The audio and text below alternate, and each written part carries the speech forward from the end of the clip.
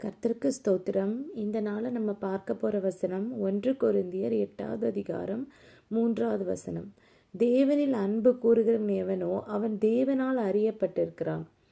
எவ்வளோ பெரிய பாக்கியம் பாருங்க. நம்ம ஆண்டவர்கிட்ட ஏசப்பா கிட்ட எவ்வளோ அதிகமாக அன்பு செலுத்துகிறோமோ அந்த அளவுக்கு அவர் நம்மளை அறிஞ்சிருப்பார் அப்படிங்கிறதுனா ரெகக்னைஸ் பண்ணுவார் இல்லையா. ஃபார் எக்ஸாம்பிள் இப்போ நமக்கு ரொம்ப பெரிய பதவியில் இருக்கிற ஒருத்தரை நமக்கு தெரியும் அப்படின்னா அவர் என்ன பண்ணுவார், அவர் நம்மளை ரெகக்னைஸ் பண்ணுவார். ஆமாம், எனக்கு உங்களை தெரியும் அப்படின்னு ரெகக்னைஸ் பண்ணுவார் இல்லையா. ரெகக்னைஸ் பண்ணுறது அப்படின்னா நம்மளை கௌரவிக்கிறது, நம்மளுடைய தேவைகளை நிறைவேற்றுறது, நமக்கு சப்போர்ட் பண்ணுறது, அப்படி தானே. ஸோ அப்போ ஆண்டவர் இந்த உலகத்தில் இருக்கிற மனுஷனாலே அப்படி பண்ண முடியும் அப்படின்னா சர்வலோகத்தை படைத்த இந்த தேவன் ஏசப்பாவை நமக்கு நம்மளை ஏசப்பா சொல்கிறாரு, எனக்கு உன்னை தெரியும் அப்படின்னு சொன்னால் நமக்கு எப்படி இருக்கும் யோசிச்சு பாருங்கள். அது எவ்வளோ பெரிய ஒரு ஹானர் இல்லையா.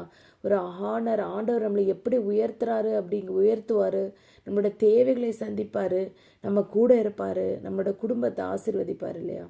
ஸோ நம்ம இதுக்கு பண்ண வேண்டியது ஒன்றே ஒன்று தான். ஆண்டவரை முழு மனதோடும் முழு ஆத்மாவோடும் நம்ம என்ன பண்ணணும், நேசிக்கணும். நம்ம தேவனுக்கு நம்மளுடைய வாழ்க்கையை தேவனுக்கு ஃபஸ்ட்டு ப்ரையாரிட்டி கொடுக்கணும். அவரை அறிகிற அறிவில் நம்மளுடைய வாழ்க்கையை நம்ம மாற்றணும் இல்லையா. அவரை நம்ம நேசிக்கிறோன்னு சொல்லிட்டு அவருக்கு பிடிக்காத காரியங்களை பண்ணக்கூடாது. அவரை நம்ம நேசிக்கிறோம் அப்படிங்கிறத நம்ம எப்படி நம்ம இப்போ ரிஃப்ளெக்ட் பண்ண முடியும் அப்படின்னு பார்த்தீங்கன்னா, அவருக்கு பிடித்த காரியங்கள், அவர் சொன்ன கற்பனைகளை ஃபாலோ பண்ணுறது இல்லையா.